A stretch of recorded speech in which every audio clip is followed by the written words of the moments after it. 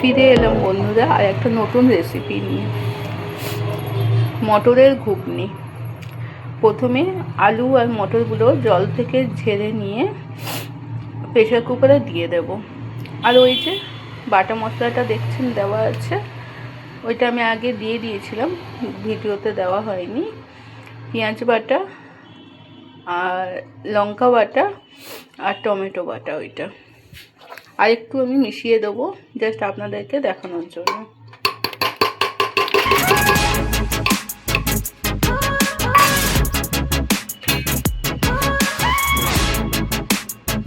এরপরে আমি অ্যাড করব আদা রসুন পেস্ট।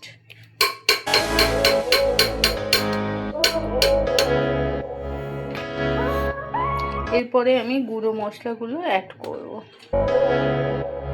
লঙ্কার গুঁড়ো,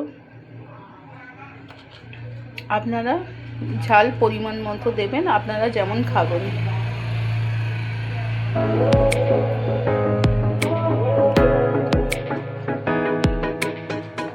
তারপরে দেব হলুদ গুঁড়ো।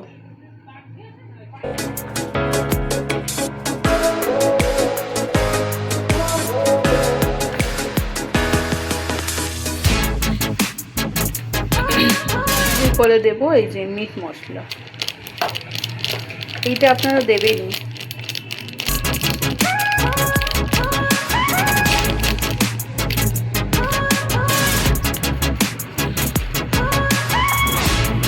এরপরে দেব গোলমরিচের গুঁড়ো। এরপরে আমি নুন অ্যাড করব। নুনটা আপনারা আপনাদের টেস্ট অনুযায়ী দেবেন।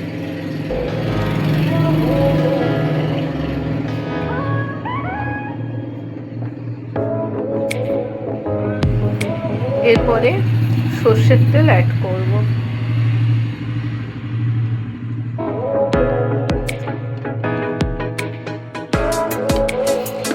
এর মধ্যে বেশি তেল লাগে না, যতটা পারবেন কম দেবেন। প্রেসার কুকারের ভেতরে বেশি তেল লাগে না। এরপরে এই পুরো মিশ্রণটাকে আমি মিশিয়ে নেব।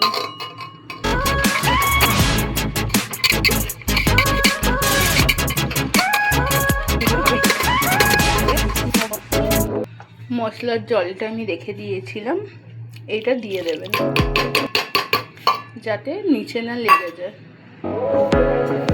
তারপর আর একবার এইটাকে মিক্স করে দেবেন।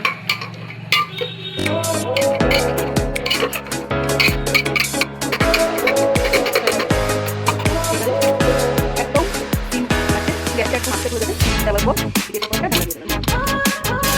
5 মিনিটের পর আমি ফিরে এলাম। আবার মাঝখানে আমি 2-3 বার এটাকে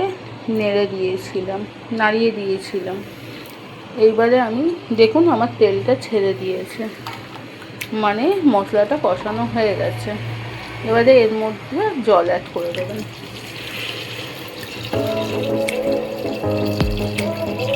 পরিমাণ মতো জল দেবেন, আপনারা যেমন পছন্দ করবেন। আমরা একটু ঝোল ঝোল খাই, এই জন্য জলটা একটু বেশি দিচ্ছি।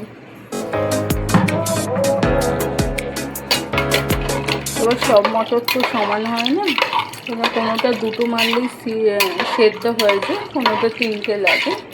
একটু বুঝে আপনারা সিটিটা দেবেন।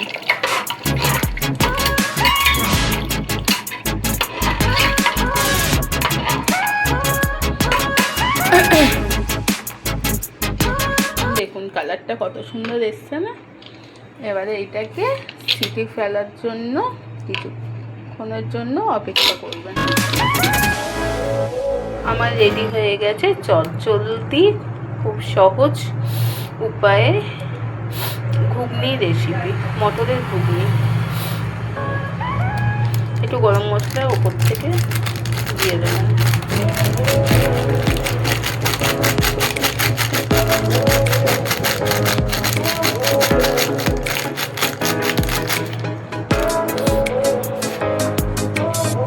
টাটা। আমার রেসিপিটা ভালো লাগলে লাইক, কমেন্ট, সাবস্ক্রাইব করে আমার পাশে থাকবেন।